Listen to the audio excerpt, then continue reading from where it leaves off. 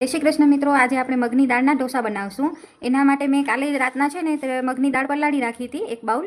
સવારના એના થોડાક ફોતરા કાઢી અને પછી છે ને એને આપણે આવી રીતના પીસ્યું છે। એનામાં આદુ મરચાં અને લીલા ધાણાનો પેસ્ટ ઓલરેડી આપણે પીસવામાં નાખી દીધું છે। હવે ઉપરથી ખાલી સ્વાદ અનુસાર આપણે મીઠું નાખવાનું, બરાબર। મીઠું નાખી હલાવી અને એના ઢોસા ઉતારશું આપણે।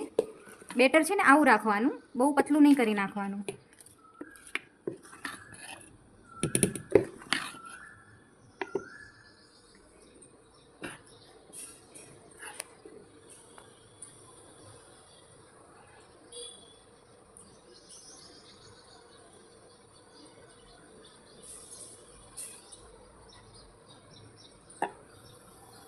ગેસની ફ્લેમ થોડીક ફૂલ કરી દો। આની સાથે આપણે સર્વ કરશું ગ્રીન ચટણી, પીનટ્સ ગ્રીન ચટણી। થોડુંક બટર અથવા ઘી નાખી દો। મેં ઘી નાખ્યો છે ઉપર। આ ખૂબ જ હેલ્ધી હોય છે મગની દાળ, એટલે ઓમે સારું એકદમ શરીર માટે। અને આનામાં કાંઈ આથો આપવાની જરૂર નથી, કાંઈ નથી, ઇન્સ્ટન્ટ છે। તમે ખાલી પલાળી રાખો, પછી પીસીને તરત જ ઇન્સ્ટન્ટ થઈ જશે।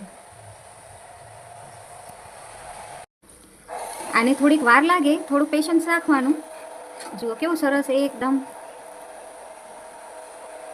એકદમ ક્રિસ્પી અને સરસ થશે। તમારા બાળકોને પણ ભાવશે અને હેલ્ધી પણ છે। હજી કરીએ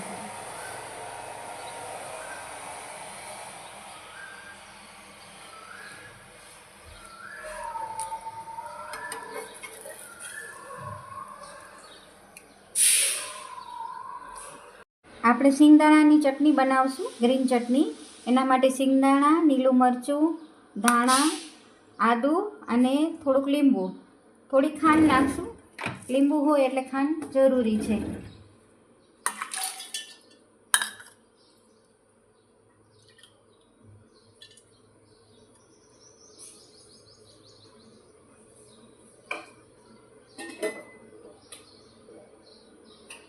મીઠું, લીંબુ તમે ઉપરથી નાખશો તો પણ ચાલશે।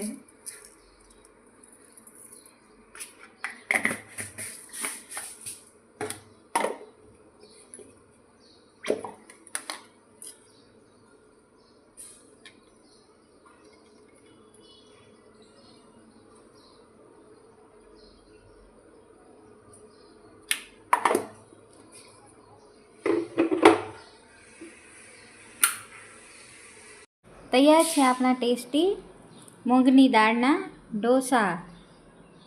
ટેસ્ટી અને હેલ્ધી।